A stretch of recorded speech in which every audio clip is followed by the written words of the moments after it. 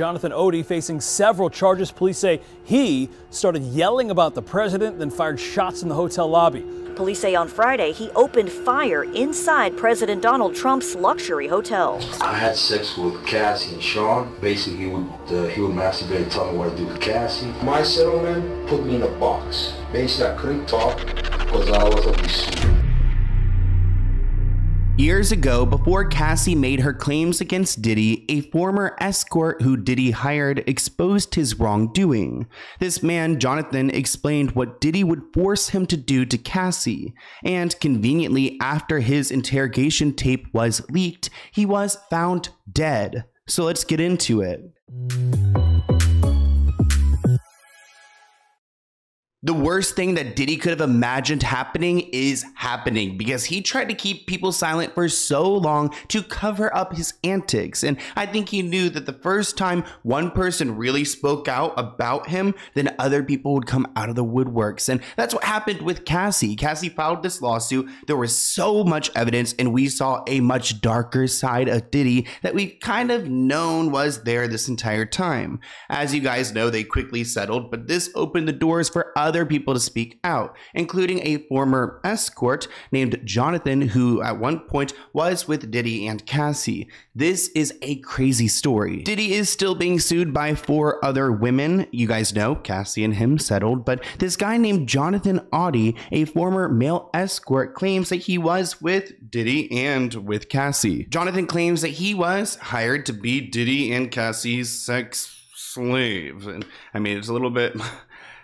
It's a lot to imagine, but this is what we're dealing with. I also want to mention that Jonathan does not seem to be in the best, headspace, because in 2018, we heard about him when he broke into the Trump National Doral Hotel in South Florida. An arrest report obtained by the Miami Herald detailed that the man stole an American flag, draped it over the reception desk in the main lobby of the hotel. And after news broke about this incident, people started to look into who Jonathan was. And we got articles like this: the gunman shot at the Trump Hotel was a stripper and a porn actor who loved Melania Trump. Jonathan is a 42-year-old fitness junkie and businessman who appeared to become unhinged while at Trump's hotel. He got into that space and he started to swing around a pistol and threatened an unarmed security guard. He began to trash the entire lobby, including paintings, furniture, glass, and computers. Jonathan also spewed rhetoric against the president, Donald Trump. He also went on a rant about Obama and Diddy and all of these people. After that, he shot his gun into the ceiling and then at police officers at the scene. Police rushed after him and shot him in the leg. After catching him, he was hospitalized for his wounds and he did survive, but he was sent to jail. Since that day, people were wondering why Diddy was mentioned in his claim, because his attack kind of seemed like political, with Donald Trump and then Obama, but then why Diddy? Now we have footage of this moment, so let's go ahead and watch together. There is no audio, so we will just go ahead and watch in silence, I guess. Not really. I'm going to describe to you guys. So he's in the lobby. He's taking the American flag. Oh my gosh. Throwing the glass around. Throwing things. Shooting. Oh my gosh. Is he like shooting a camera? He's then like grabbing some things to destroy the computers. Honestly, what is he? Oh, and then the cops arrive. Hands are up. Okay. So he's kind of surrendering, but then he's like backing down. Oh no. Not going down without a fight. He grabs his gun and ooh, he shoots. They shoot. He's running. This is like scary. What the? Who wants to be in this situation? Ooh. And then it looks like he's here in this like kind of entertainment room or little side room where he is being arrested. And there's the scene. Going to the hospital.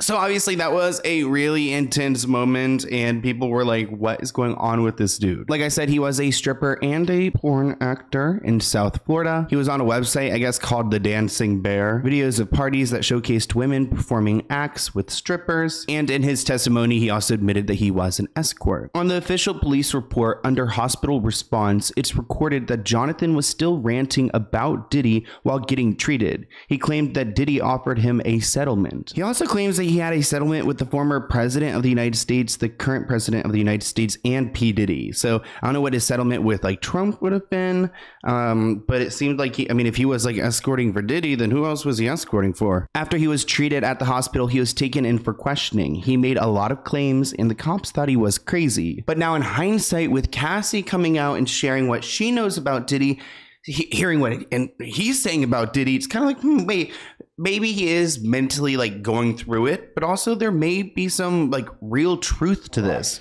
I've had a great life. I've settled $4.125 million with Diddy. Okay, was he scared that I was exposed? I don't want to talk about Diddy right now. I want to talk about you. Help me understand you. I mean, Jonathan's story does corroborate what Cassie has been alleging. Jonathan mentioned that Diddy would film what they had been doing several times. So whenever he was ordered to do things with Cassie, it was recorded. Jonathan claimed that he had a reoccurring relationship with Diddy and his girlfriend Cassie. He mentioned that he had such encounters with the duo 15 times and even went as far as to call himself a sex slave. I had sex with Cassie and Sean. Basically, he would masturbate and tell me what to do with Cassie. I had like 15 encounters and I heard a lot of business, because what they would do is Sean talks a lot on the phone and on the TV with speakers and stuff, and I was like a sex slave, okay? For them, that's what I was. That's all right? I caught herpes, and I came back and I sued him for the herpes and won. So Jonathan feels like he was just doing his job. He claims that these encounters were filmed and that he had one of those tapes. Mark Eros and Ben Mercedes were his attorneys, okay? And Christopher Leon's here was my attorney. They asked me to turn in that, which was the video recording, and I did so. They gave it back to me accidentally, and it's possible, I threw everything out, it's possible I can produce a copy. He name-dropped Diddy's attorneys and made claims that Diddy was part of the Illuminati. It is interesting that he would know Diddy's attorneys, probably because he's had to deal with them. He also alleged that he received a huge sum of money from Diddy to keep his secret. My settlement put me in a box. Basically, I couldn't talk because I was going to be sued. So I let it be, but they've been following me, and they've had, Mark Garrett has had the FBI on me, has had other agencies looking at me and spying on me, okay, because they want to set me up as an extortionist. Like if I was extorting Sean for money. It's wrong. Jonathan's stories corroborate the allegations made by Cassie in her quickly settled lawsuit. She alleged that Diddy would force her to engage in acts with other male prostitutes, and she claimed that Diddy would like jerk off to it and film these encounters, and that's exactly what Jonathan was hired for. She called these encounters freak-offs, and she also claimed that Diddy had even asked her to pick out the males from the websites. Cassie also revealed that these drug-filled events would take place in his home and luxury hotels. Jonathan continued to make a lot of claims, saying that Diddy used private planes to traffic drugs under the guise of his Ciroc vodka. He also claimed that Rick Ross and DJ Khaled were gay. I guess like Jimi Hendrix is still alive in Cuba. Diddy and Ross, which they good buddies, okay? They're gay. Who? Both. Diddy and Ross and Khaled. They're all gay. Okay? DJ Khaled, Rick Ross, and P. Diddy? Yeah. They all gay? Yeah. The Ciroc agenda, okay, is basically they promote binge drinking and drugs. Gotcha. The hip-hop agenda is an agenda to move drugs all over the United States. You need to invoke the DEA. They move all the dope, okay, all the dope on private jets, which don't get screened by customs, by the okay. Inside the United States, okay? They move what's called high-grade powder MDMA. They move cocaine and they move liquid cocaine in the bottles too. Okay, so they put the liquid cocaine in the bottles and they move it. I've seen the liquid cocaine, I've drank it myself, having sex with Diddy and Cassie. Okay, it's not good. He drinks all the time. Now, I don't know what he's trying to say about DJ Khaled and going off on this tangent. It's actually kind of bizarre because he's not being asked these questions like in relevance to the crime he had committed. He's just kind of going off and venting, and it seems like he's been bottling this up, and maybe that's what led to him having this breakdown. He goes on to allege that Diddy has people follow him because he has that tape recording that they all made together. I don't know why he wouldn't have like deleted it or gotten rid of it or why he held on to that, but he claims that's why Diddy like paid him off. He used these attorneys and why he continued to have people follow him. That's scary. Now, I think the freakiest part of Jonathan's story is that it kind of ends there. Weirdly enough, after this, he vanished. There's no record of him being sentenced or going to jail for his crimes. It's almost like he just completely disappeared. Once the interrogation video went viral, multiple obituary reports resurfaced claiming that Jonathan passed away. However, none of the reports mention a reliable source. Here's one of them right here, and it's like about, Jonathan and him being in Florida. Let's see what it says. It says this like departure has left his friends and family in shock, and it's a lot of really generic statements and no actual like cause of death.